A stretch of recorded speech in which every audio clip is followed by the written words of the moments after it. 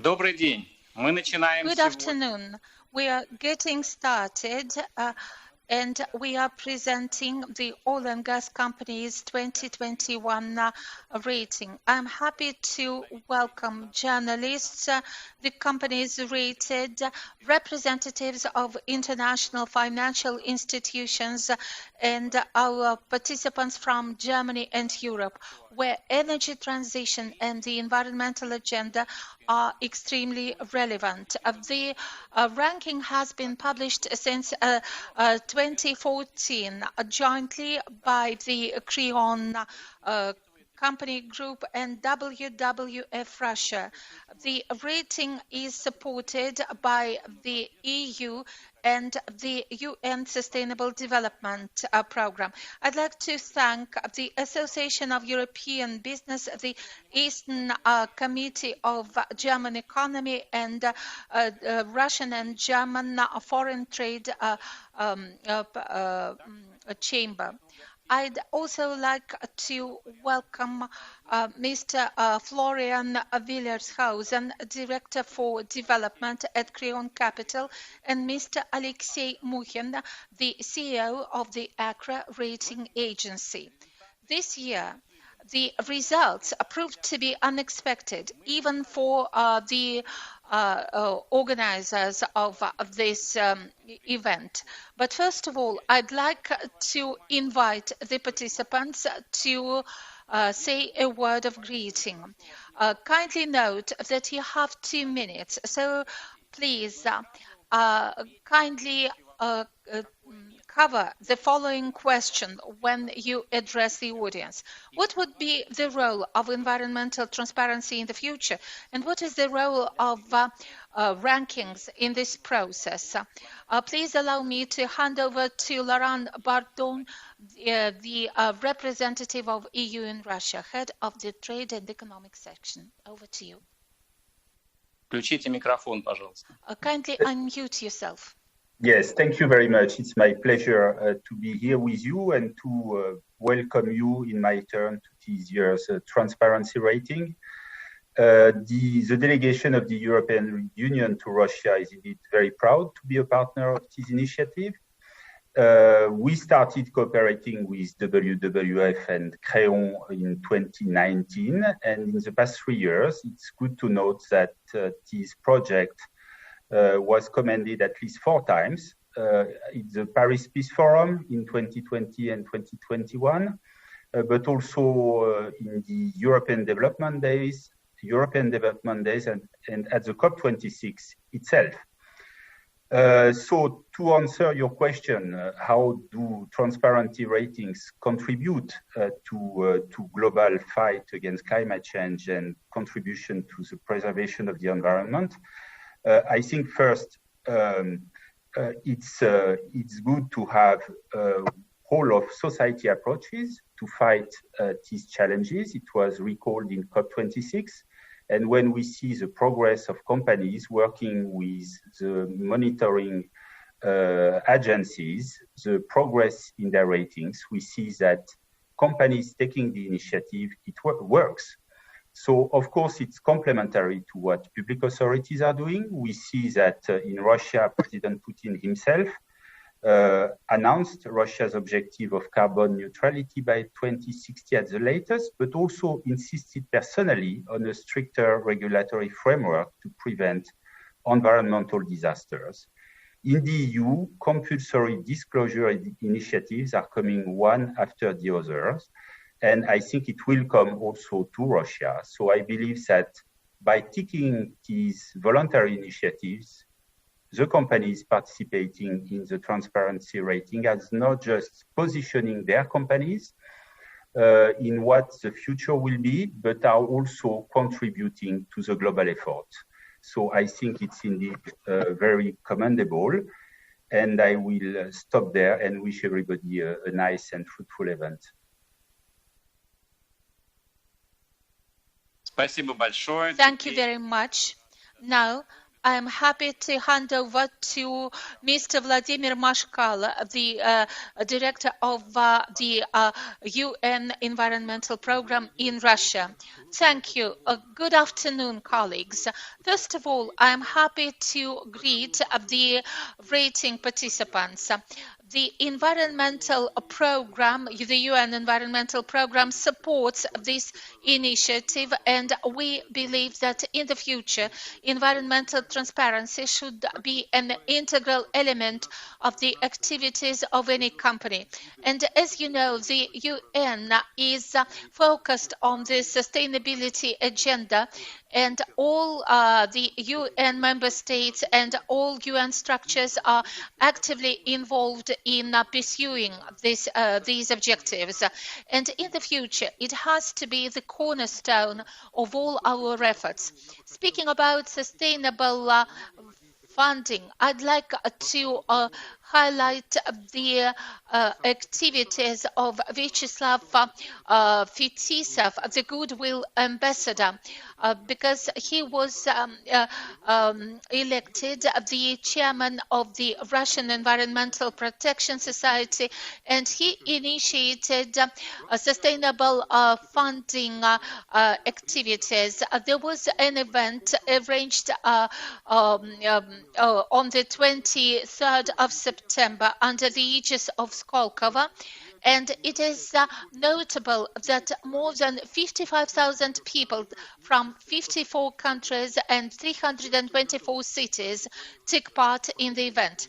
Next year, we plan a similar event that is scheduled to be held on the 27th and 28th of September. Therefore, we kindly invite all of you to join the event. And I'd like to also highlight another initiative that belongs to this initiative. We, the UN Environmental Program, coordinating this effort, and I kindly invite all of you to join UN Environmental Program initiatives and wish you every success. Thank you. Thank you very much. Please allow me to hand over to Mr. Tadzio Schilling, who is the chairman of the General Director of the European Association of European Business. Dear sponsors of this event, dear participants, it's a great pleasure to address you. The year of 2021 was crucial for the European Business Association.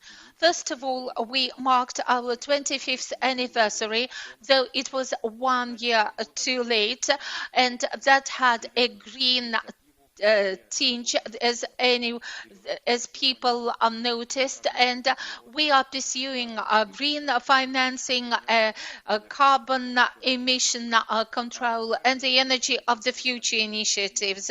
Earlier this year, we worked jointly with the colleagues from the Russian Chamber of Industry and Commerce and the German Trade Chamber, and we surveyed European and Russian companies, asking them questions about ESG implementation, and we are grateful to our partner CREON for promoting green finance. Actually, the topic on the agenda today can be even called a rhetorical question, because the significance of environmental transparency is the key success driver behind green transformation. And of course, the role of various ratings cannot be underestimated, because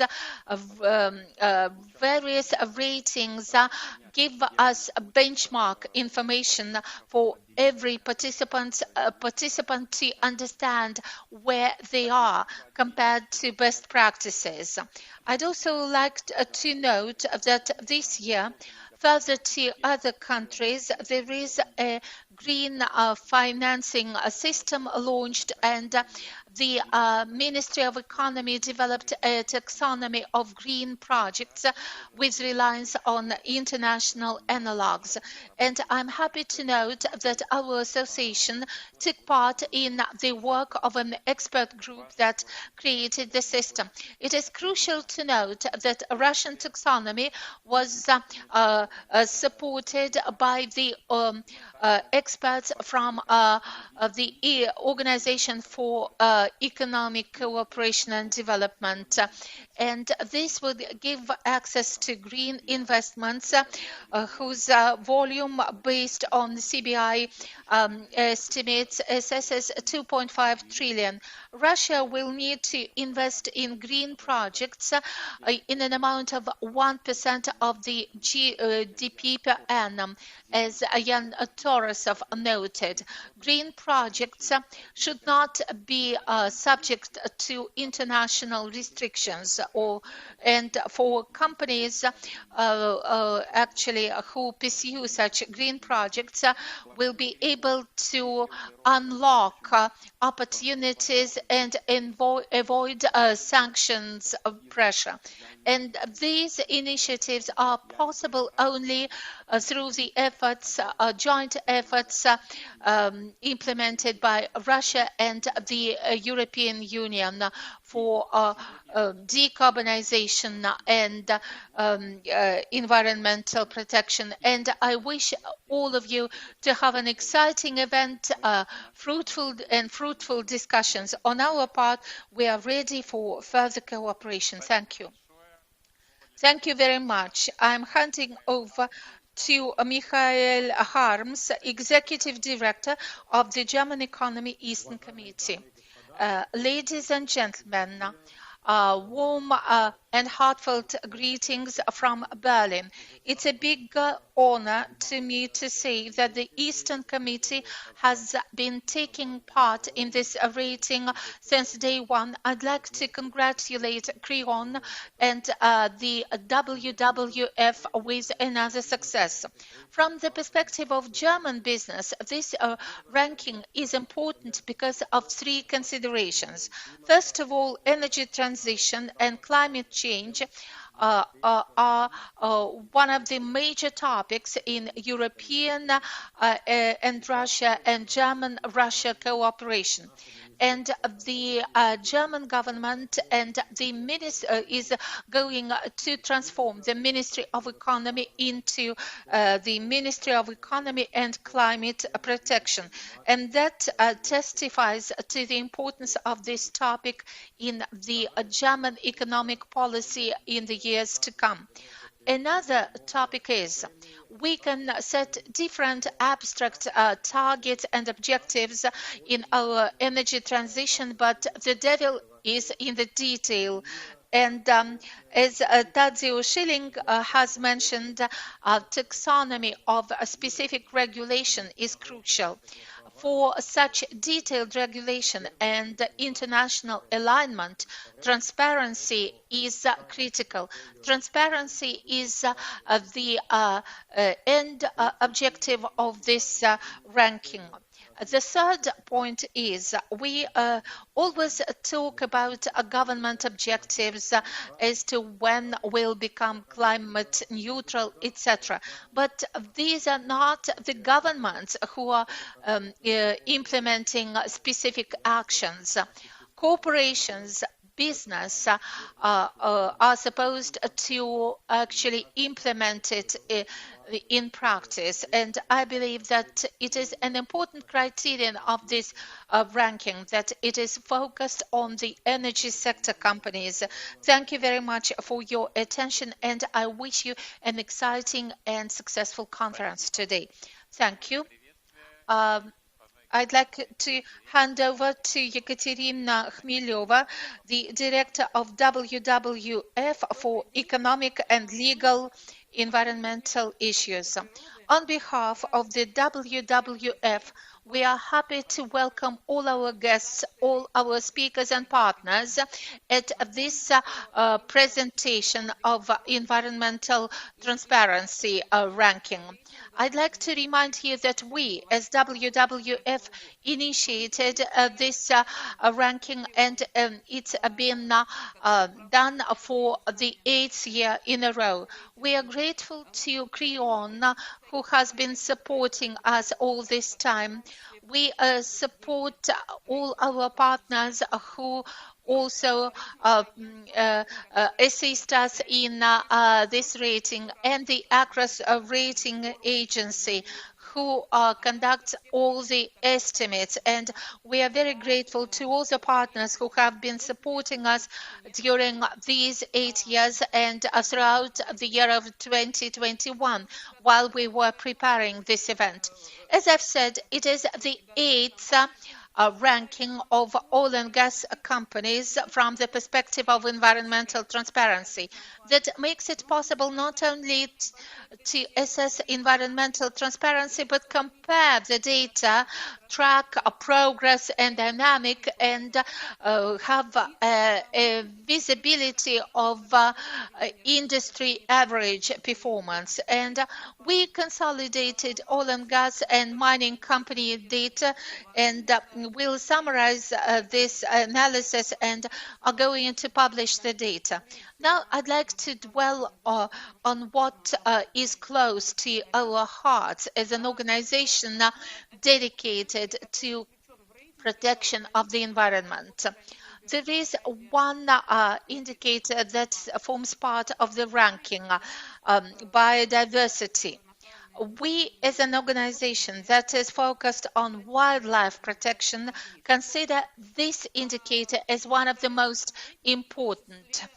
Thanks to this ranking, business biodiversity program has acquired an official status at the Ministry of the Environment, and it is an integral part of the National Environmental Program to protect rare rare species and species near extinction. As far as we can see, during the time since we launched this rating, we've observed an increase in the number of programs adopted by oil and gas companies. Almost 50%, 11 of 22 oil and gas companies have biodiversity protection programs. The number of such companies has gone up. We began with 4 companies, but there are some problems that are associated, among other things, with the question raised by our moderator. On the one hand, there are some quality challenges associated with biodiversity protection programs and the extent to which they are dedicated to protection of wildlife and saving the natural environment from industrial footprint, from negative impact through the caused by those companies or their contractors. And many companies, even if they collect such data, fail to publish that information openly, and that actually closes the door for opportunities to assess the sustainability and transparency in this particular respect. We believe that there should be a growing transparency trend in this respect, not only in terms of carbon footprint and water, air and land pollution, but as to biodiversity protection, there should be more transparency along these lines when we assess the negative impact from the activities of oil and gas companies. As we move on, one of our objectives is to improve the quality of biodiversity protection programs, and we'll be most grateful to all our partners for continued cooperation, and we hope that there will be a successful continuation of this ranking. I wish you all the best. Stay healthy. Thank you very much. And now I'd like to hand over to the co-founder of this ranking, the chairman of the board of directors of CREON Group, Mr. Varas Kilzie. Over to you. Микрофон не забудьте включить. Please unmute yourself. Добрый день, уважаемые господа, дамы и господа. Good afternoon, ladies and gentlemen, friends and colleagues. I'm very happy that we've met today. I'm very grateful to everyone for your warm commendation of our ranking and of the CREON Group in general. This ranking has been publicized for 8 years, and the CREON Group, jointly with oil and gas companies, have their own agenda. WWF pursues its own agenda, and we've tried to find this alignment between environmental protection and business. And it is important to note that multi-year results of our ranking demonstrate that oil and gas companies are fully involved in the environmental protection. Irrespective of the place of the ranking participant in our rating, we'd like to commend all of them. And I'd like to say that decarbonization without participation of the oil and gas sector would be extremely challenging, because production, processing and refining, and transportation of energy, all this is done by such companies, and their transparency is the best indicator of their commitment to the process. But there is a question about the role of CREON and why we are engaged in this process. All these processes are associated not only with risks but with costs. We understand that oil and gas companies will have to invest more in environmental protection. And it is important to highlight green bonds, which are one of the key tools, key instruments to finance projects. And I'd like to quote a few numbers. These are the Amundi numbers, and Amundi is one of the major Eurobond operators. In 2020, there were $300 billion green bonds issued. In 2021, the amount is about $400 billion. In 2020, this figure is expected to double. Russian oil and gas companies have shown but little interest to this, but green bonds are going to acquire the key role in transforming such companies and turning them green or making them greener. And as the global energy crisis showed, there is an urgent need for a well-weighted and well-calculated transition from conventional fuels to more environmentally friendly fuels. Therefore, the topic of our today's event, in addition to the rating itself, puts a lot of emphasis on the question of funding such processes. Thank you. I wish you every success. Thank you very much. I'd like to thank all our presenters, and in particular, I'd like to thank you for being so punctual. Let's turn to the next point. New government policy in the sphere of environmental protection. We held in terms of HSC.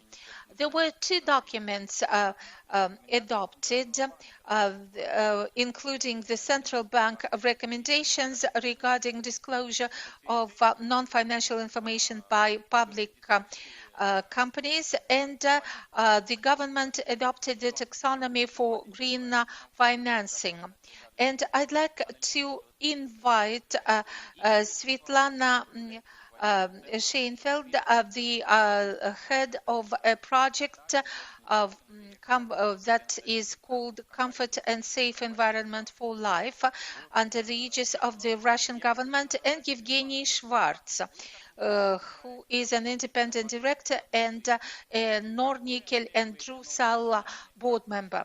Svetlana, you as a person who is directly involved in the process, how do you assess the new developments, and what would be the role of the Russian government?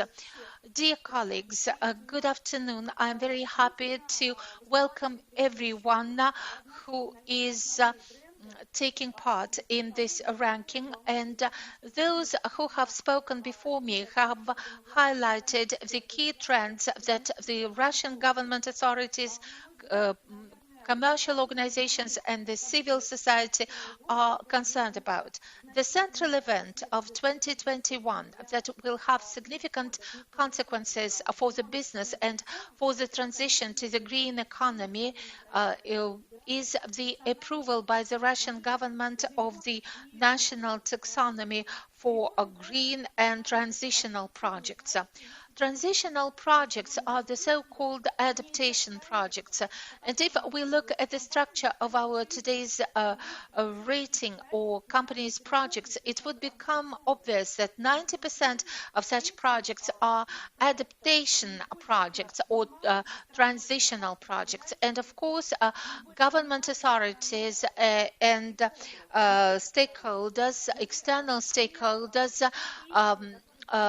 scrutinize such projects a lot, and the civil society, when it raises claims or criticizes commercial organizations, are often justified, and therefore, in our opinion, green projects would make it possible to reduce the frequency and intensity of situations when information provided by companies, including information disclosed in ESG reports, is not validated or cannot be verified by the communities. So what are the tools? One of the tools is the Green Projects Verification Institute, as set out in the National Taxonomy document, Taxonomy for Green Financing.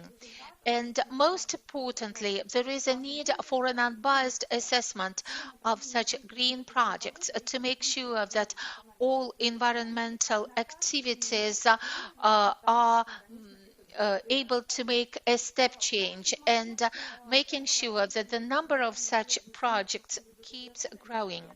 It is also important, as highlighted by our colleagues from the WWF, is a corporate responsibility for biodiversity protection. Of course, biodiversity is an inseparable element of the adaptation to the climate change.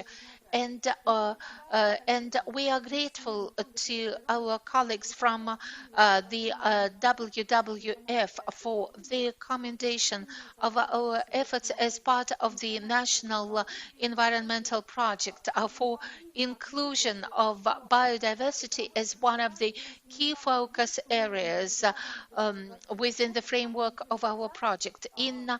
It was a week ago when there was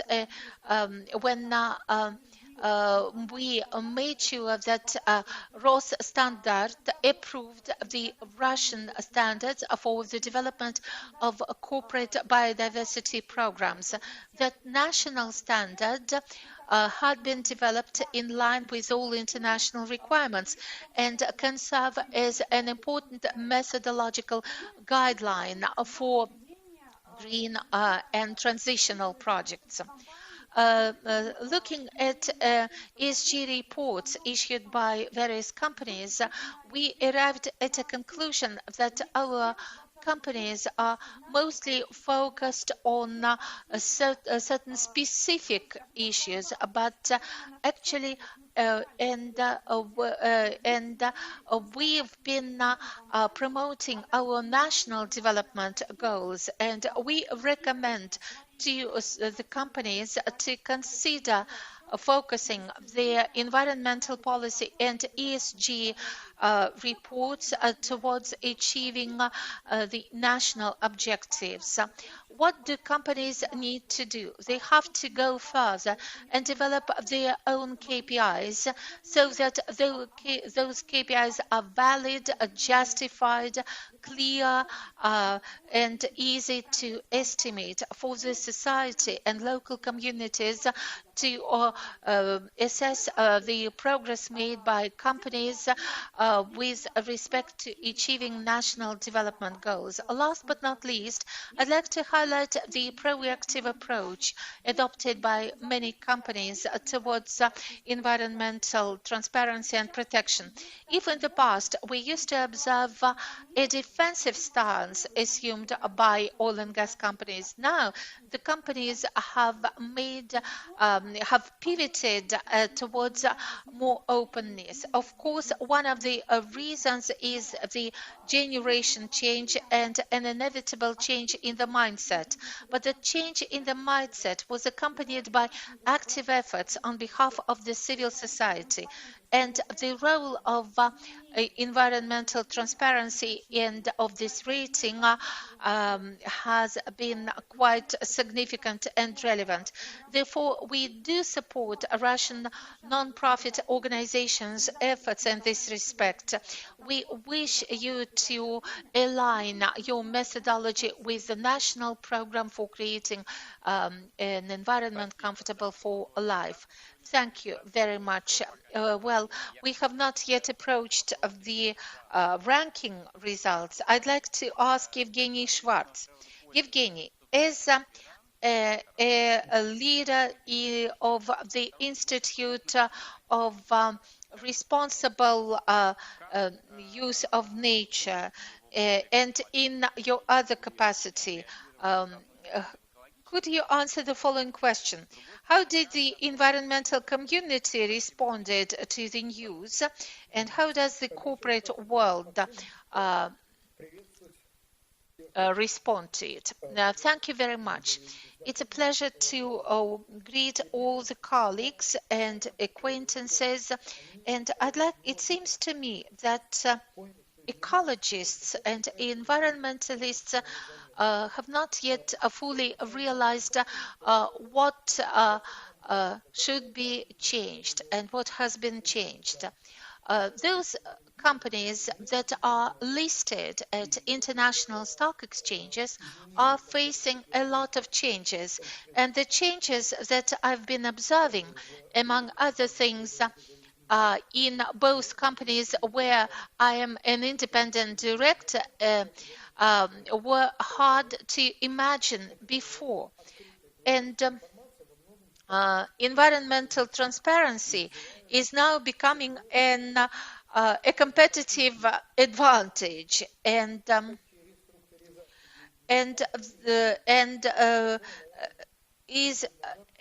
environmental transparency is accompanied with reshaping companies' activities that was hard to imagine 3 years ago.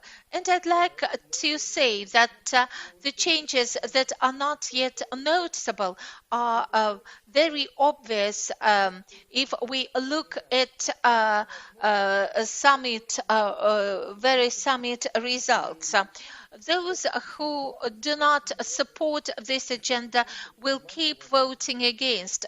We have to listen to them and hear them, but it should not put the brakes on the activities of those companies who would like to compete and win internationally, because they have the advantage of the first mover, because they are able to heed the civil society and understand the current agenda earlier. Why shouldn't we give the voice to consumers who pay for everything? And actually, and I have to say that the responsibility was assumed by companies, and I think that this will continue, and I think that compliance with the documents adopted by the government would be next to impossible without independent certification and participation of independent parties. I think that our ranking has managed to achieve a big list of objectives that we set before, but not everything. One of the objectives of this ranking was to ensure openness of corporate information. And we understand the actual situation when there are two oil companies who disclose information on a pipeline related incidents and leaks. But unfortunately, the purpose that I pursued and the purpose that I set was as follows. I wanted to make sure that formal reports submitted by companies to the Russian Environmental Supervision Agency, Rosprirодnadzor, should be accessible and open on the Russian Natural Supervision Agency website. This has not been done. I talked to Rodionova and we asked our colleagues from WWF to approach of the Russian Environmental Agency with a request to open that information. The request was that they would not make that information public. But if, because it would run contrary to the law adopted. But if we look at our Constitution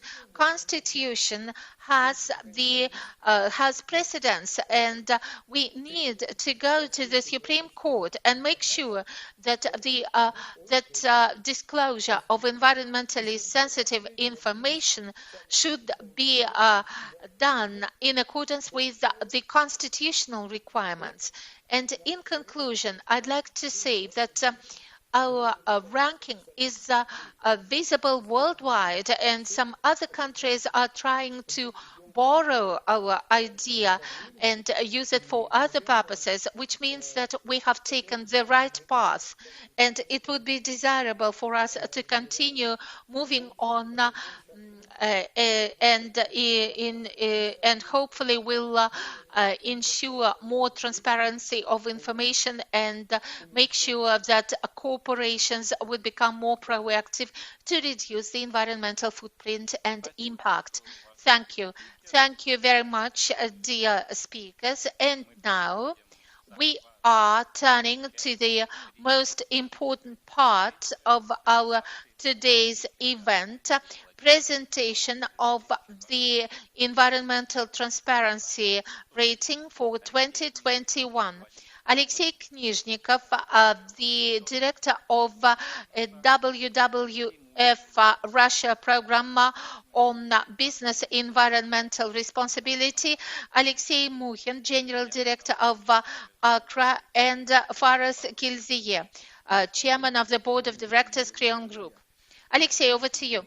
Good afternoon, dear colleagues and friends. Actually, each of us has our own mission when presenting the results.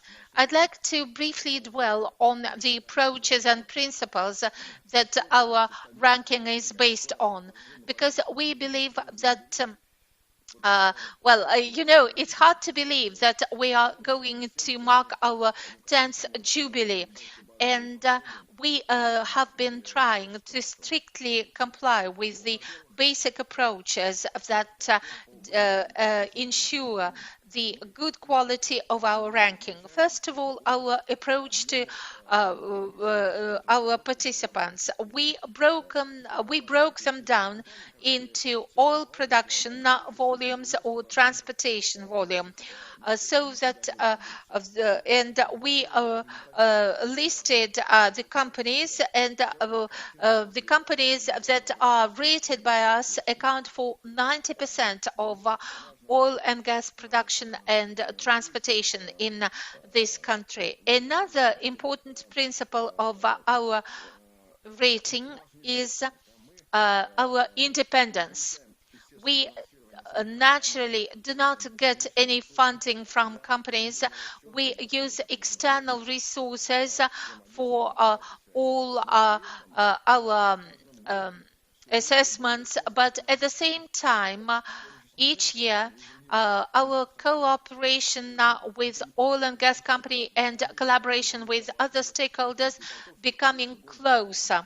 And we have been very meticulous inviting companies to take part in our dialogues, and many companies attend our May sessions at which we discuss our methodology and fine-tune our approaches, which means that the industry has accepted our approaches and endorsed them.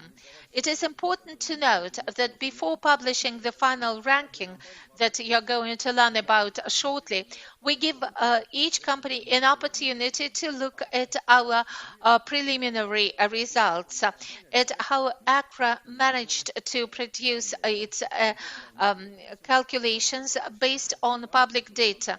It is our basic principle that we do the ranking with reliance on data published by companies in their open reports.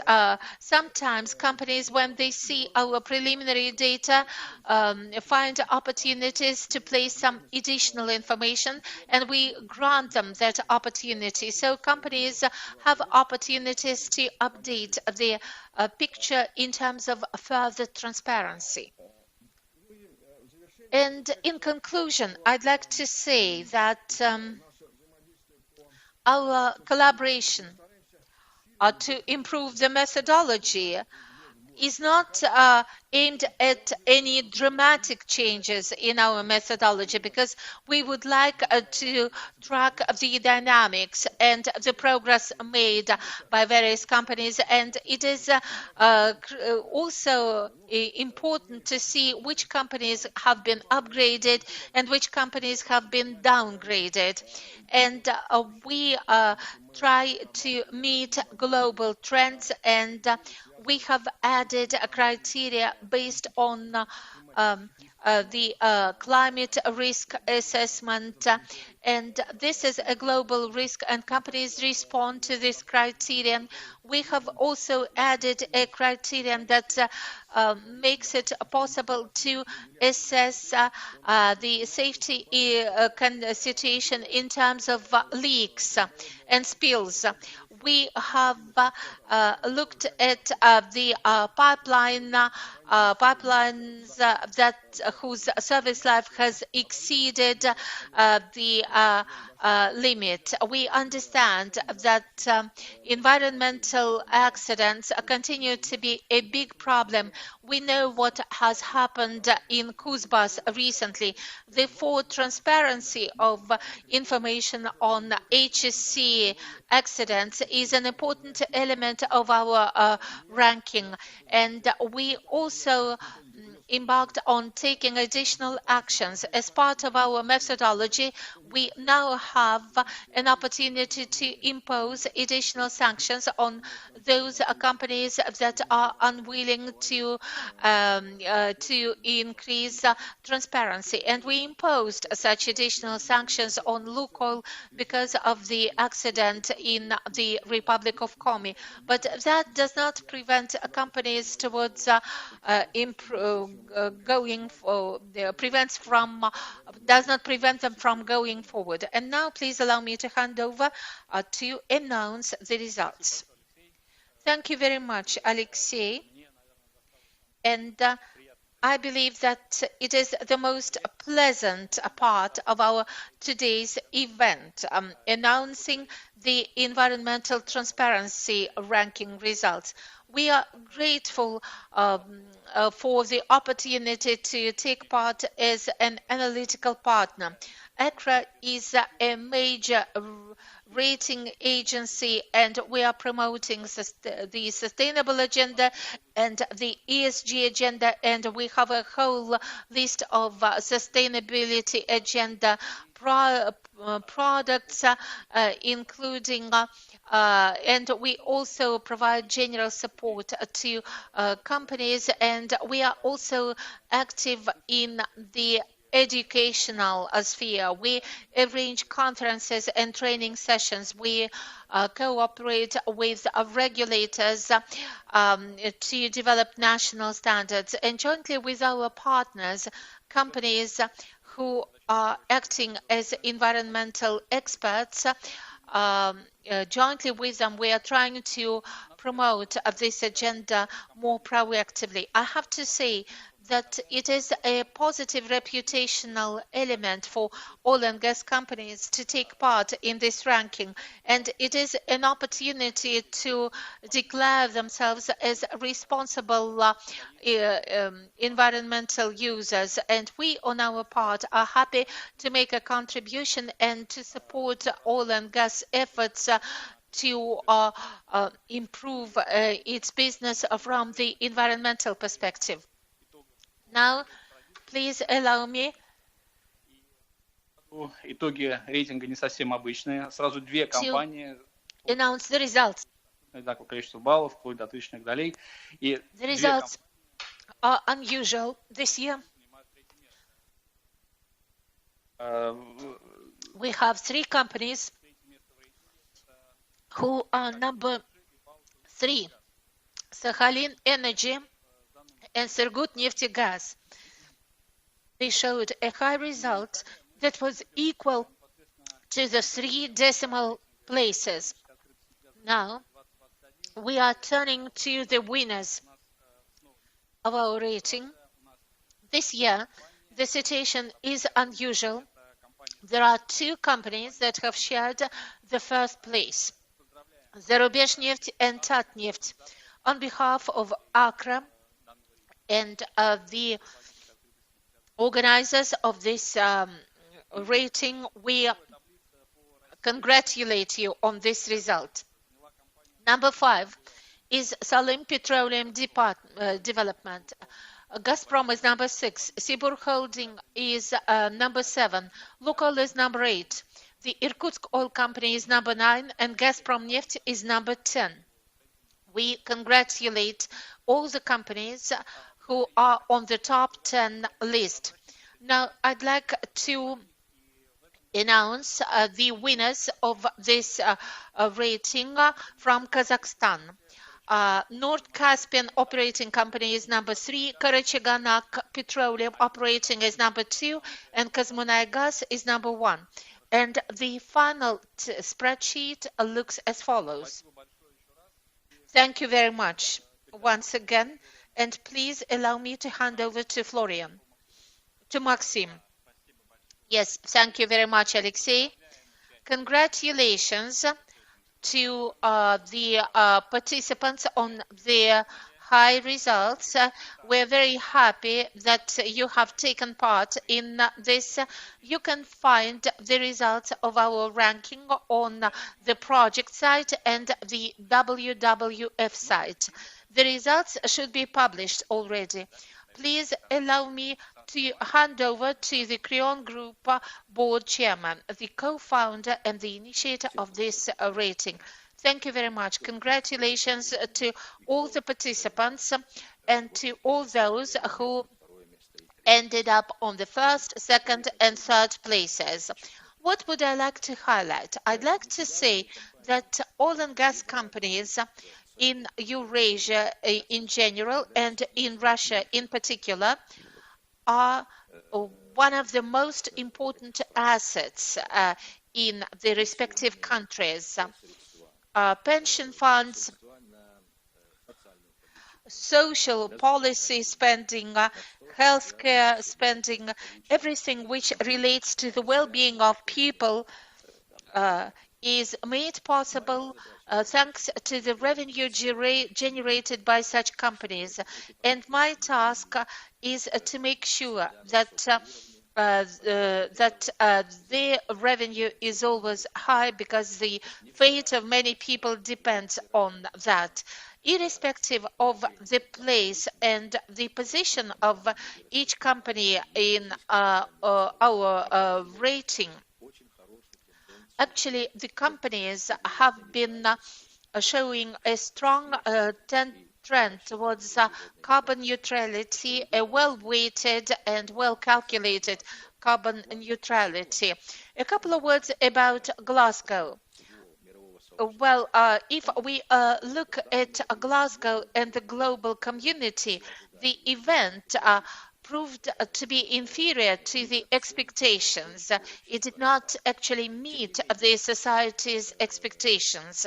But nevertheless, the Russian delegation, led by the Foreign Ministry and the Ministry of Economic Development and the Ministry of Energy and presidential envoys and almost 50 Russian companies, demonstrated supreme competences and a very well-weighted approach to this agenda, and demonstrated to the global community that Russia and Eurasia are ready for integration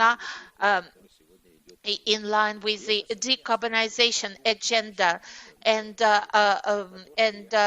join all ongoing worldwide processes. And I'd like to congratulate all of you on this effort, and thank you.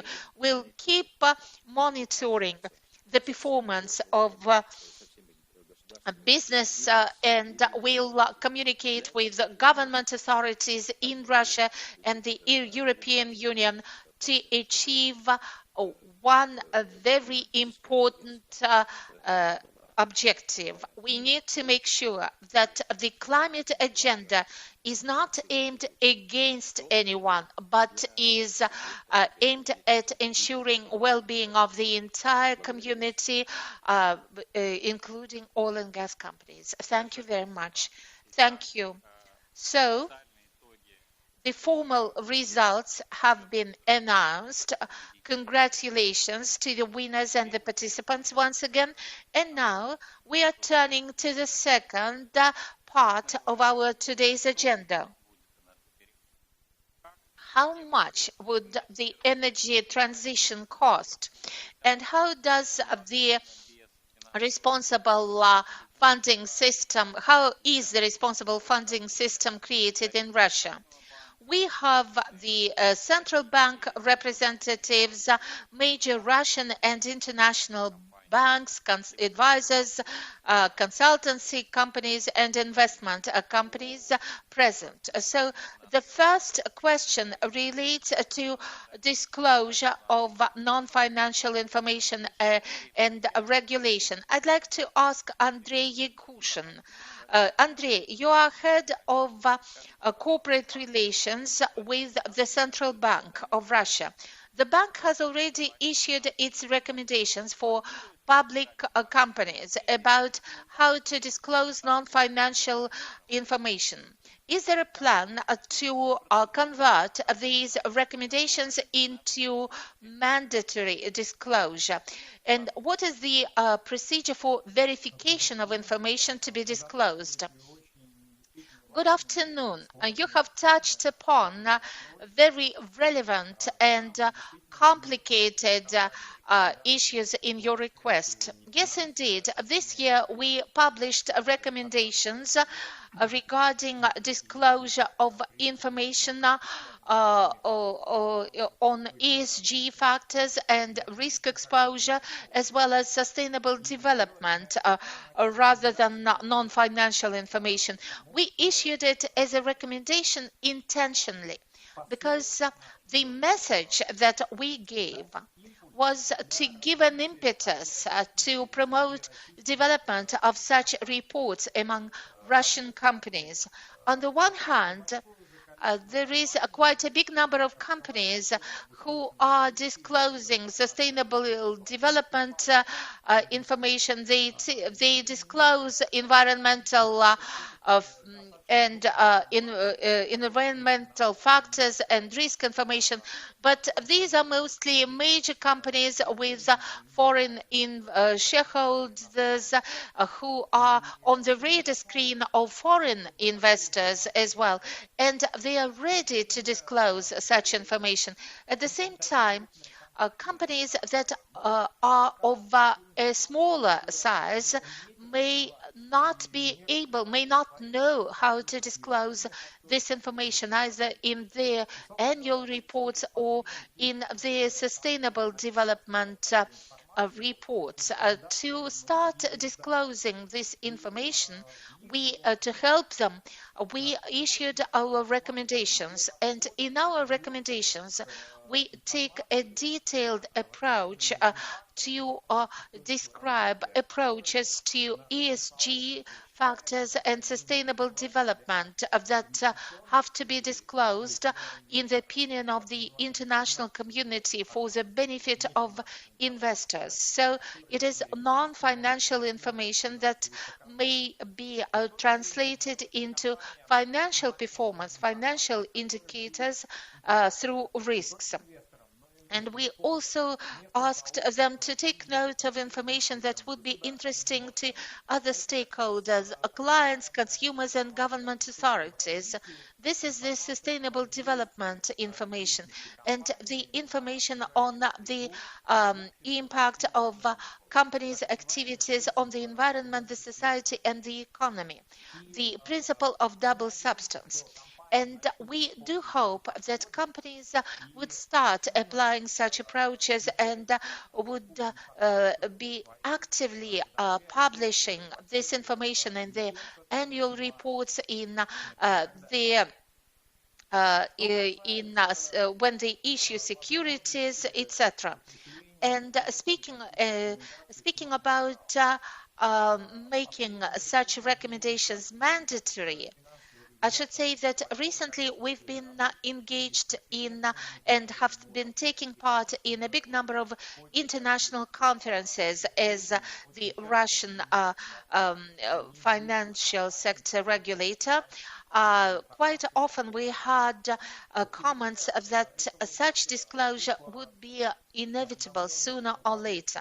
In October this year, TCFD guidelines were updated.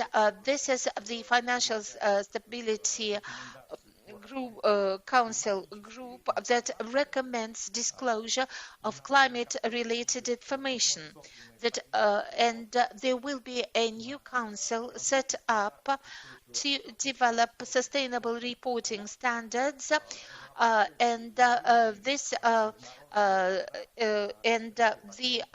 mandate is to develop a single standard. TCFD updated the recommendations that read that irrespective of the sector where a company is active, irrespective of the company's business, information on greenhouse gas emissions, level 1 and 2 emissions, should be disclosed by those companies and has to be disclosed. And of course, you know that the law adopted by the Russian Federation, that is the law on limiting greenhouse gas emissions, requires reports to be submitted to federal authorities to record that information in an open register. Therefore, in all likelihood, some of the approaches, some of the metrics that we are currently considering as recommendatory will be subsequently part of mandatory and binding requirements. will take a careful approach, taking into account that some companies are already disclosing that information so that there is no dramatic shift, and to make sure that information received by investors and other shareholders can be comparable. And could be benchmarked. There is a question about verification of that information. It is a big question, and in our recommendations, we appeal to companies to verify the information, to engage independent experts to assess the accuracy of the information. It could be auditors, it could be ESG ranking providers. We believe that it is crucial to make sure that there is assurance without a conflict of interest, and it should be done on the basis of high professional standards. And I have mentioned the Sustainable Reporting Council, that council plans to make sure that the information is standardized, because when there is no uniform standard, it is very hard to verify the information. The information has to be disclosed in such a format so that any expert can take an informed approach to analyze it and compare it to similar reports published by other companies and issue an opinion ideally similar to financial accounts opinions issued by external auditors. I believe that the process will be developed by leaps and bounds, and I think we'll come back to this discussion more than once to develop the right approach. Thank you. Thank you very much. That's a very important statement. By the way, speaking about the double substance or materiality principle, we have a researcher who writes articles and looks at various standards that you have mentioned. This is also important for Russian companies to figure it out. As long as you have mentioned all this, I'd like to hand over to Mikhail Avtukov, Deputy Management Board Chairman at Sovcom Bank. Sovcom Bank is actively engaged in ESG transformation of the Russian financial sector. You have joined a lot of initiatives, including the responsible banking principles, UN Global Compact. You became the first bank to join TCFD. Why do you need it? Banks are about money. Well, thank you. I'd like to start by saying that ESG is part of the Sovcom Bank internal philosophy. And we became the first bank to join and accede to TCFD. And 2 years ago, we joined it, and it is crucial to note that at that point in time, there were about 130 organizations who joined the initiative. Now the list is significantly bigger. We were the first bank to actually join this initiative, and now there are many more banks who are working in compliance with responsible banking principles. And I have to say that we have some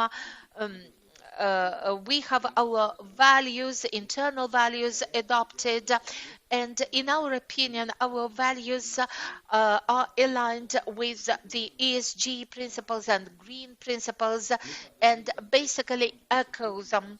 And we have highlighted our commitment to sustainable development and the development of the vibrant growth in ESG activities that we've been observing over the past year has given evidence that that our choice is the right one in terms of our path forward. I'd like to say that banks are the drivers, banks and major corporations are the drivers of this process, and this can be explained by several reasons. To a great extent, banks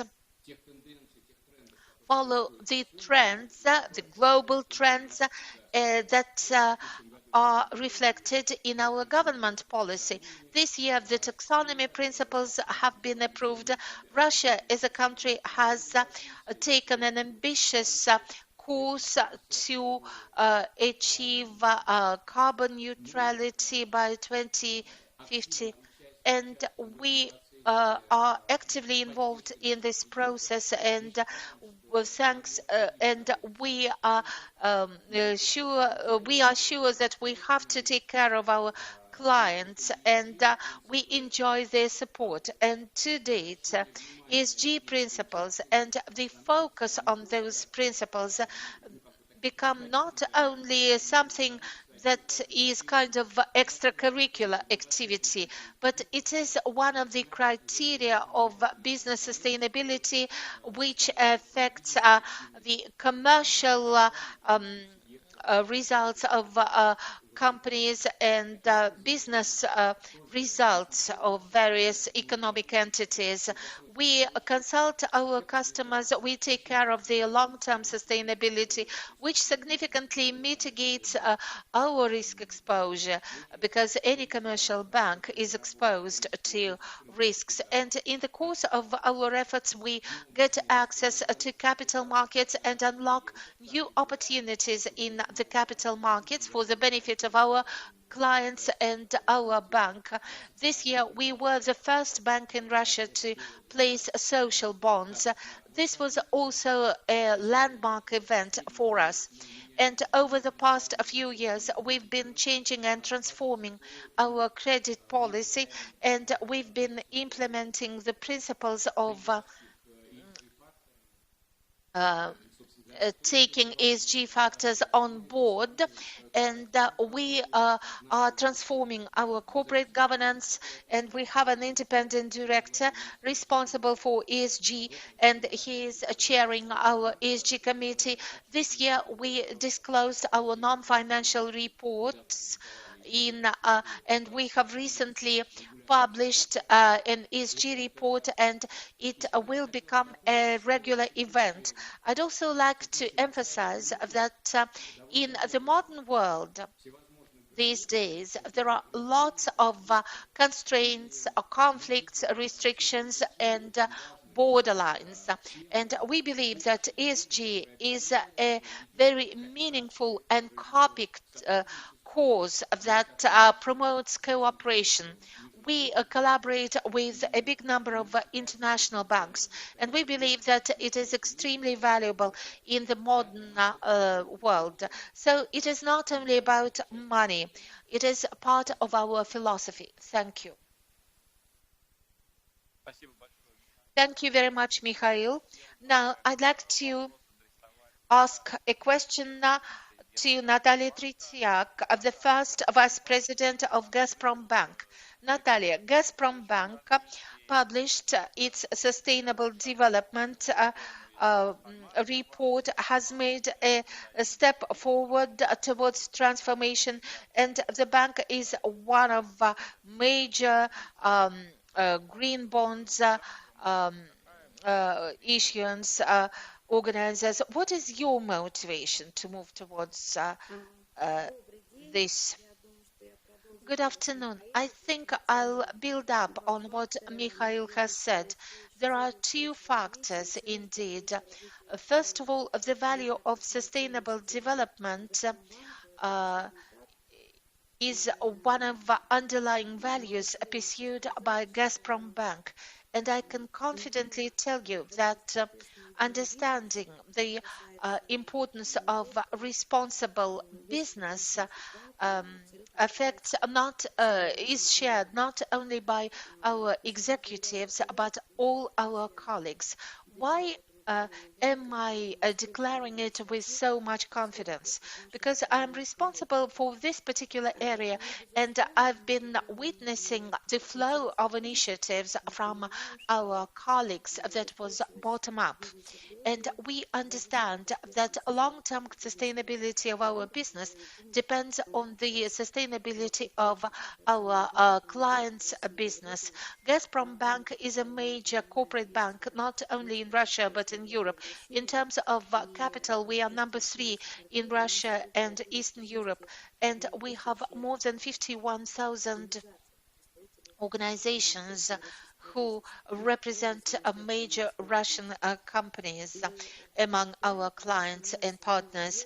And in this respect, we understand our responsibility to our clients and to the society. We are interested in our clients having a sustainable and profitable business, not only currently, but long-term wise. Besides, it is clear, for example, that raising finance for major projects is a long-term exercise for banks. Quite often the time horizon exceeds 10 or 15 years, and of course we cannot but pay attention to it, because it is a matter of our sustainability, and it is a matter of sustainability of our clients, whether legal entities or individuals, and we need to make sure that the rules become a reality. And for example, we take a very serious approach to the responsible banking principles, and we've joined that initiative, and we are also members of that initiative, and we understand that there is no magic wand to transform everyone and make them green. We believe that the value of adaptive transitional projects is particularly high, because such projects make a real contribution towards making our planet greener and towards higher environmental sustainability. And Gazprom Bank considers this principle to be one of the key. And we have built our consultancy service system to help our clients. In particular, we help our clients to take advantage of our improvement of recommendations. We help our clients go through ranking processes, and we are ready to provide a broad range of financial instruments in the sphere of sustainable development. You've made a valid point when you said that Gazprom Bank is a leader in arranging bond issues, and actually the issues amounted to $3.2 billion. These are different kinds of bonds. We actually arrange issues not only in the national currency, but in euros, and the placements are in Luxembourg or in Hong Kong, because the Hong Kong Foreign Exchange Stock Exchange is the first green exchange worldwide. And we are also providing green loans that contain covenants linked to environmental KPIs, and the interest rate depends on compliance or failure to comply and achieve these KPIs. And we hope that the efforts pursued by the regulator and the government would also be helpful, and we take an active part in the efforts of all task forces, and we are grateful to government authorities authorities for inviting us to take part in the effort. And we can see that the Russian Federation has taken a very conscientious approach to making green economy efficient. And we basically provide specific instruments in the Russian Federation. At least one of the instruments is related to private-public partnership mechanisms. Such mechanisms are used to implement socially significant projects, and such projects have a big number of stakeholders, and we need to ensure sustainability and proper governance of such projects. Why are we pursuing this agenda? This is done because of the underlying values that we as bank have, and to make our business more sustainable and to support sustainability of our clients. Thank you very much. I'd like to turn to an investment fund. We have Mr. Florian Willershausen, Director for Development at CREON Capital. Florian, could you please answer the following question? First of all, given that it is a presentation of the environmental information openness or transparency ranking, what is the role of such ranking is for you as an investment company? And what would be the role of Russian oil and gas sector in the future if the European Union stops using hydrocarbons? Thank you. We can say that 8 years ago, when the CREON Group of company launched this rating, nobody knew about ESG.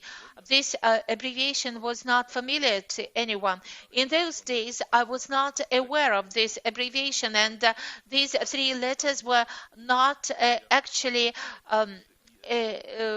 familiar in the market. And actually, this is indeed very crucial for us as an investment company, because this shows the progress made over a period of 8 years, and we can do benchmark year-on-year comparison and benchmarking, because we are investing jointly with Russian and Kazakhstan oil and gas companies in projects that are aimed at that are related to environmental improvement, and we do not believe that ESG dictates us to close down each oil and gas field, but it means that each year we have to be cleaner, greener, and innovate and do business model innovations. One example is a structure set up with a German partner, HAL, to develop and build parking for supply chain management, for procurement functions of oil and gas, to improve the emission, to ensure emission reduction when they do something for their own needs. There is an impact fund, which is a very experienced partner. The second point relates to the information on environmental performance and why it is important. Well, because this transformation will be costly. 1% of the GDP was quoted. Yesterday, I had a meeting with Elvira Nabiulina, the head of the Central Bank of Russia, and she also confirmed that it is crucial to have good quality information disclosure about ESG performance. For the green financial product market. It is indispensable to have the green bond market in Russia, and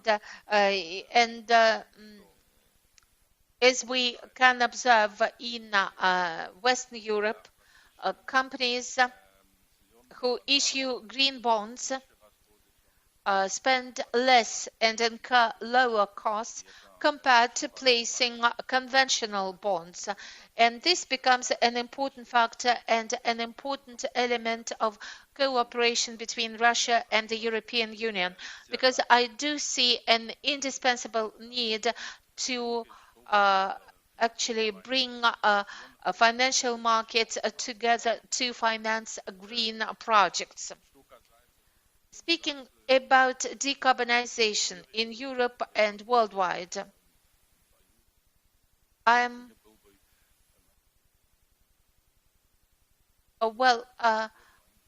should not be concerned about it because gas would be in high demand for years to come. In Germany, for example, we can see fuel oil and solar panels used by households, and they play an important role. And gas as the source of energy will continue playing its important role.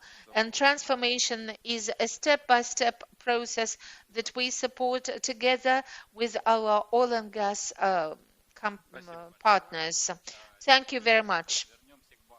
Now let's turn to banks. I'd like to ask a question to Kristina Shunova, who is VP for Sustainable Development at Raiffeisen Bank. Kristina, do you hear us? You represent an international bank. Global Bank embarked on the ESG transformation earlier than Russian banks. On the one hand, Russian subsidiaries may find it easier because they can copy policies and procedures adopted by the headquarters, but on the other hand, they have to adapt to Russian realities and they have to take into account some local specific features not to lose their customers. Are you ready to assume this risk? Are you ready to stop funding the Russian oil and gas complex at a certain stage? Thank you very much, Maxim, for your question and for the invitation. I think I'll start by saying that our position as we see it is that we have certain commitments to comply not only with Russian laws but with international laws. When we give a green loan, we can be guided by a government ordinance 1387, but we have to comply with European taxonomy requirements. And in our opinion, this is a risk mitigation approach for the benefit of our bank and for the benefit of our clients. It is crucial to highlight that at Raiffeisen Bank, many clients consider it crucial for a transaction, for a deal to be bought in, to be approved both by local and international partners. At Raiffeisen Bank, we are developing a separate policy, which is an important document that we believe is indispensable in the environment of a growing demand for ESG financing. This policy is focused on mitigation risks across the board, including risks related to the differences in legislation, including Russian Federation laws and the European taxonomy. Well, and this policy is developed jointly by us and our head office to customize our policy to each country of our presence. But to be fair, I have to say that the Russian taxonomy correlates with the European taxonomy to a great extent. But of course, some of the focus areas have not yet been aligned to the extent desirable. In particular, as far as gas or nuclear industry is concerned. In Europe, there is an active discussion about how to categorize such industries, and the colleagues have not yet reached a consensus. and everyone is looking forward to getting it. At the same time, at Raiffeisen Bank, there are a number of documents that define the funding of certain industries, and some of these documents are being supplemented by policies to regulate the funding of oil and gas. I have to say that 100% prohibition to finance oil and gas is not even considered by our bank. It is important to understand that there have been quite a few successful cases, including green bonds issued by oil and gas companies. And in addition to green bonds, there were bonds linked to sustainable development. Some of those issues were linked to reduction in the intensity of greenhouse emissions, or even in absolute terms, and some of the issues were linked to carbon neutrality. You must have seen Italian, Polish, and Finnish issues in the market. These were very high-profile cases in the market that received a lot of attention. I'd like to say that our parent company already has had some experience in financing an oil and gas company, and the interest rate is linked to the intensity of greenhouse gas emissions, and the syndicate consists of 16 financial institutions. Therefore, we cannot talk about 100% on oil and gas financing, and it is not viable. We are not talking about 100% prohibition, but we are talking about mitigation of risks and offering relevant tools to the market and to certain companies. So quite often we consider funding transitional adaptation projects, and we try to take into account 1587 resolution requirements and other international requirements. And there was the first case in Russia. There was an active pre-marketing of the first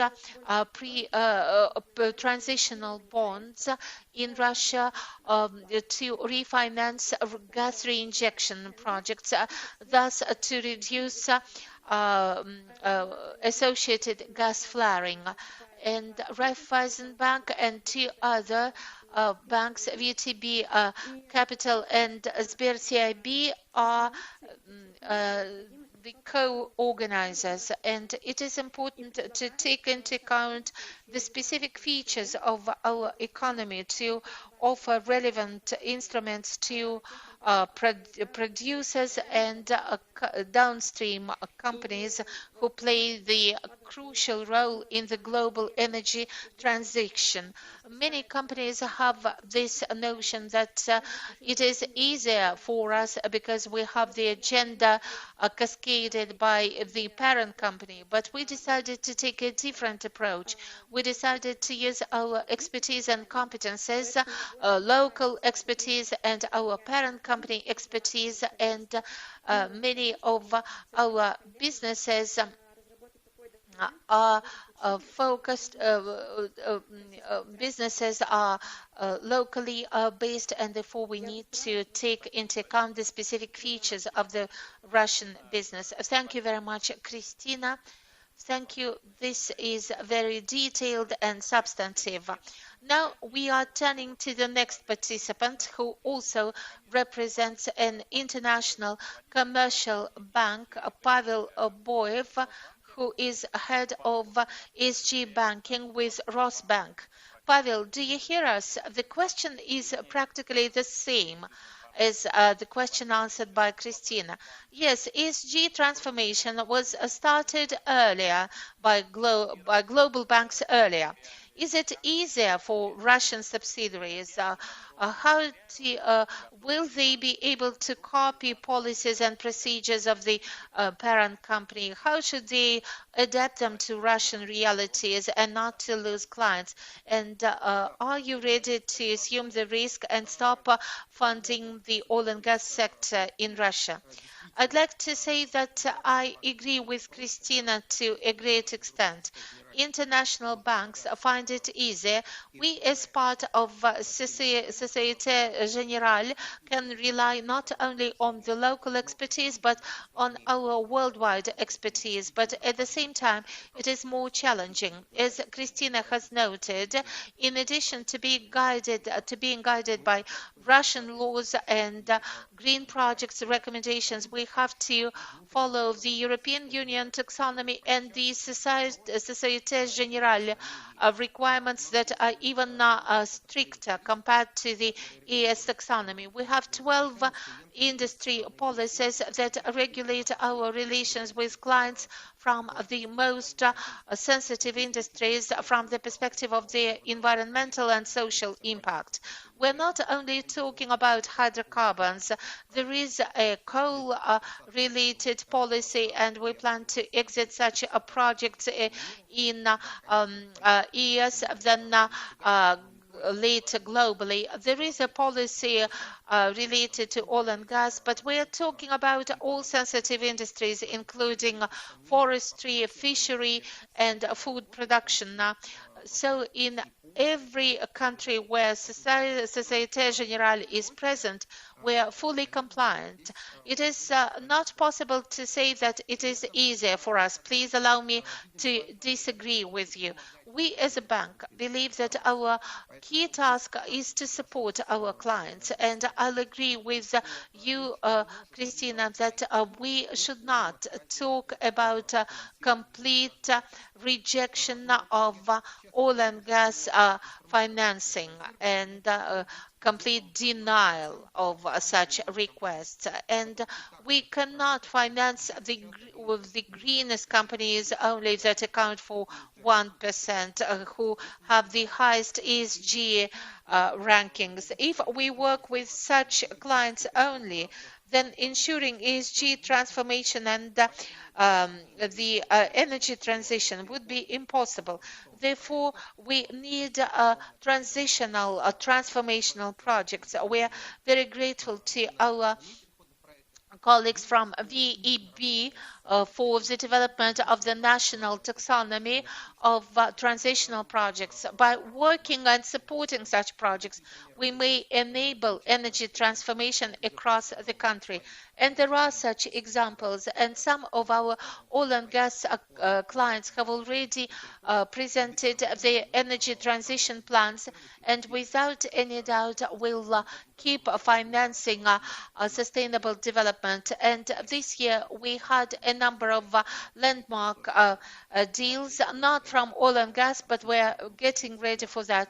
I'm talking about a syndicated loan for Ural Kali, Ural Potassium, linked to sustainable development. If we go to the bond market, this includes the Moscow government green bond issue for 70 billion rubles to fund 2 green projects, the purchase of electric buses and extension of the Moscow metro network. And there was also a syndicated loan to finance another project linked to sustainable development. Giving a direct answer to your question, there is no doubt that we should not abandon funding oil and gas. We need to assist them in energy transition and transformation. Thank you very much, Pavel. And now, given that we keep going back to oil and gas, and everyone who spoke today has talked about risks, I'd like to go back to Andrei Yakushin, who represents the central bank, and ask the following question. It is clear that energy transition for oil and gas exposes the industry to significant risks. How are you going to take into account the energy transition risks from the perspective of the finance system?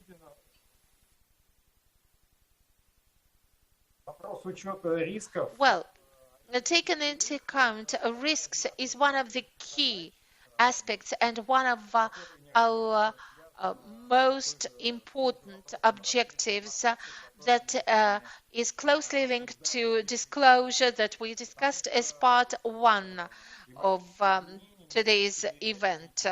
Because climate change exposes us to physical risks, risks associated, risks related to production capacity, and there are also other risks related to prohibition of certain activities or actually establishing a very high carbon price that would lead to a significant risk for companies' valuation, and of course that leads to further risks related to financial stability. And together with the Basel Committee, we are looking at this potential impairment and other risks. So far, we have issued a number of information letters to financial market participants with a request to take into account climate risks. And in 2020, we published recommendations regarding responsible investments, and we drew the attention of institutional investors to significant ESG risks. This is not a screening. This is not a prohibition of investments in banned assets, nothing of the kind. But this is associated with the following. When financial companies build their portfolios or their client portfolios, they have to take note of how companies manage risks related to climate change, social issues, and traditionally, given that we've been focusing on it for a long time, corporate governance risks. Therefore, this effort is in full swing, and we plan, in the foreseeable future, we plan to publicize a report for public consultations. The report will be focused on climate-related risks and how they should be accounted for by financial institutions and organizations. And after this consultation report, will look at subsequent development of the regulation. Thank you very much, Andrei. You have mentioned screening. I'd like to ask Mikhail about negative screening. Actually, according to MOEX, the Russian market may lose up to $2 billion because of non-compliance. Up to $20 billion because of non-compliance by major issuance with ESG principles. How do you approach negative screening, and what are investors' risks? Thank you, Maxim. Of course, we take such risks into account. And it should be noted that I do not quite fully agree with the amount of potential losses as estimated. There is no doubt that investors take note of such risks and negative screening, but the scale of the response, the stock market response, varies depending on who assesses it. And I believe that this year and next year in 2022, the impact would be less visible and less negative. But at the same time, this year we observed that the bonds traded in the Russian market has doubled. Well, of course, it is associated with a low baseline, but at the same time, the fact that there are new ESG issues who go through the listing process and MOEX, Moscow Exchange, but nevertheless it testifies to the interest towards such bonds. Given that we are working with conventional and ESG bond issuers, we can see the number of deals on the radar screen. And I believe that there will be an increase of such deals by a multiple factor in the years to come. And it is not only corporations who focus on this, but there are government entities on board. And we know about the budget code and tax code regulation, but the constituent entities and Russian regions have shown interest towards it. And the Moscow government bond issue can serve as evidence. And it seems that there would be a positive selection process, a positive screening process.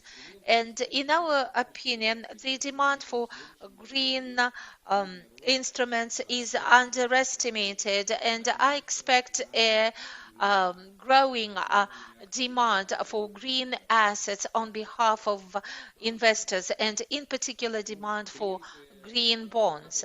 Speaking about our clients who are entering the market, they get lower interest rates, so they raise loans at a discount that becomes more and more obvious. This will be a motivating factor. Plus, the government is paying more and more attention to the current progress in the area, and the regulator is paying attention to it, and I'm sure that next year we'll see some positive developments in all likelihood, rather than losses, potential losses of capitalization by those companies that are not transforming themselves quite efficiently. Please believe me that we see a lot of interest, concerns, and attention on behalf of our corporate clients, especially those clients whose instruments are traded, whether we are talking about debt instruments or equity. And I think, speaking about the negative screening, I don't think there will be a big-scale impact short-term wise. Thank you very much. Regarding Euro bonds, I'd like to go back, green bonds. I'd like to approach Faras. You as a CREON Group representative, what is your assessment of the green and social bonds market? Thank you for your question. Let's go back to my initial statement. Speaking about oil and gas companies, or speaking about oil and gas project funding, I don't think that this point is on the agenda today. But as you know, Russian and international oil and gas companies will be the key green product providers to replace conventional hydrocarbons, including hydrogen and biofuel, thanks to the infrastructure that they possess, because no one has such infrastructure. That's why I see a lot of upside potential in that transformation. I do not see a lot of potential in terms of lending. As you know, oil and gas is a capital-intensive industry. The payback periods are very long. Therefore, issuance of green bonds and channeling investments towards green projects would be an an important tool, and this is a reality as we speak. Some OPEC members are already standing in line for green investments for to enable their transformation. Therefore, there is a strong message given to our Russian oil and gas companies, and I appeal to them to take note of this segment, which is growing by leaps and bounds in the West. I quoted last year numbers, this and next year numbers, and Russian oil and gas companies have to be a part of the process. There is a feeling that the green bonds goals and objectives are not fully understood, and the mechanisms of how green bonds work are also not clearly understood.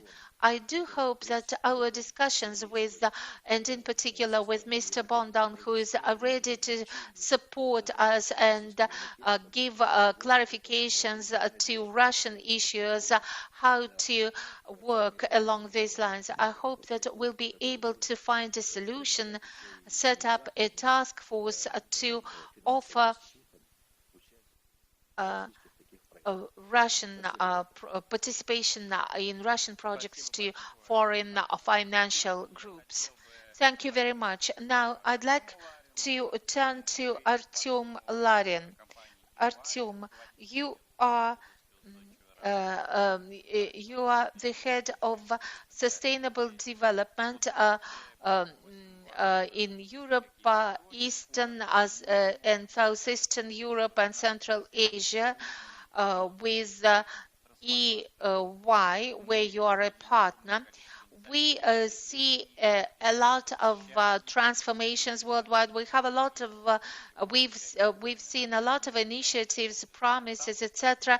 But what's next? It's been said that oil and gas will continue to be attractive customers for banks, in particular in Russia. But how can it be aligned with actual rather than mythical decarbonization risks and abandonment of mineral fuels? Thank you very much, Maxim, for the opportunity to speak up. Summing up what the banks and fund representatives have quoted, I agree that actually, termination of such investments is not on the agenda. The most important question for mineral resources producers is how to transform their model to be consistent with the future priorities set by the society to protect the climate, to protect biodiversity and the natural environment. Life has shown that current business models of oil and gas and coal producers respond to such challenges in an adequate fashion. And therefore, we encourage the fact that the list of opportunities is expanding. For example, sustainability loans that make it possible to tackle environmental issues through lower interest rates, opportunities to raise targeted investments. For example, if we take the carbon capture technology and for example, reinjection, gas reinjection projects. But it is important to note that the global trends, including the commitment assumed by leading car manufacturers that internal combustion engines would cease to exist in 2040. All major car manufacturers have declared their intent to switch over to engines and hydrogen engines. And but the fact that we have to follow the rules and improve the performance and disclose information in non-financial reports, this is undoubted. And I'd like to highlight that reports published by companies are based on their goodwill, and we're very grateful to them for this commitment and for choosing it as a priority. I'd like to know that the EU is drafting a large regulatory amendments package that will be applied to banks and other entities regarding mandatory disclosure of non-financial information and disclosure of information on investments in green projects as percentage of the turnover. So this trend will continue, and it will continue within the next 7 to 8 years. And in 2010, as we understand, the task of the European Union is to cover not only large business but SMEs with this regulation, so that we could see the actual picture across all the sectors and to see the trends associated with climate change, social objectives, etc. Thank you very much. Colleagues, we have 5 or 6 minutes left, and I'd like to suggest that we have a blitz.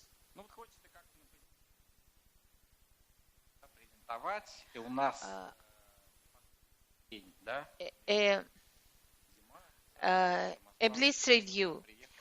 Well, it is the last day of November. Moscow is decorating itself with Christmas baubles. There are lights everywhere. And what would you recommend to the companies who took part in this rating in 2022? So please be brief. I'd like to hand over to Natalia Tretiak to speak up. Natalia, over to you. Thank you very much. What would I like to wish? Do not stop short. Do not rest on oars. Move on towards improving your transparency in terms of providing information on your environmental footprint and impact. And I'm sure that this transparency and responsibility is a prerequisite for efficient development in the future. So I wish every success along these lines. Be successful, be consistent, and persevere. Andrei Yakushin. The Bank of Russia developed, has a present, a New Year present. On the 23rd of November, we approved amendments to emission standards with more flexible requirements applicable to green or social bonds. And we have a legal framework for sustainable development bonds for social and green projects. Therefore, I would like you to be actively use these financial instruments to finance green and social projects. We are also working to develop a legal framework for the climate change projects for transitional bonds that were highlighted as bonds that are in high demand. I'd like to also note that the issuance of such bonds will be crucial, and actually such a strategy has to be justified. And my request to the public companies is to take a careful attitude to this agenda so that you fully comply with the Paris Agreement. And let me wish you Merry Christmas and a very Happy New Year. Mikhail Avtukhov, over to you. I think I'll wish everyone to take more and more, to assume more and more ambitious goals. Please do not be scared. And the second part of my wish is as follows. I wish you to use as many new instruments as possible, including green loans, ESG loans, green bonds, and transformational bonds, adaptation bonds, and we are developing green deposits for companies to take advantage of this tool, so that we have more and more tools and instruments in place to enhance transparency, to actually transform ESG from a theoretical approach to a practical thing. And I wish there will be many more ratings to promote ESG in this country and globally. Thank you, Pavel Burev. Colleagues, thank you. I think I'll join all the good wishes and say that it is crucial to disclose significant non-financial information, but we should not stop short. It is important for companies not to be afraid to assume achievable objectives and achieve them. Okay, Faris? Thank you. The colleagues have already said everything that I needed to say. I should say that in these challenging pandemic times, I can wish all the participants good health. Please be healthy. Florian, would you like to say something? I'd like to wish this rating to continue to exist as an important benchmark towards the green energy future. And I am sure that there will be sober, innovative projects that we can implement together. Do we have Alexei Knizhnikov? Yes, I am with you. I've been listening to you carefully. Do you have a wish? My wish is as follows. I think most of the speakers today have mentioned that energy transition is a reality, and we need to do our best not to be the last to join it. And it seems to me that this fact makes it possible to change the relationship between environmentalists and ecologists and business. Those relations used to be complicated, but step by step we can become allies rather than foes and opponents. And I think that this rating is a platform for transformation and collaboration. Thank you very much. I'm grateful to all the participants, to those who arranged this ranking, and I wish you every success with your rating next year. All the best. Goodbye.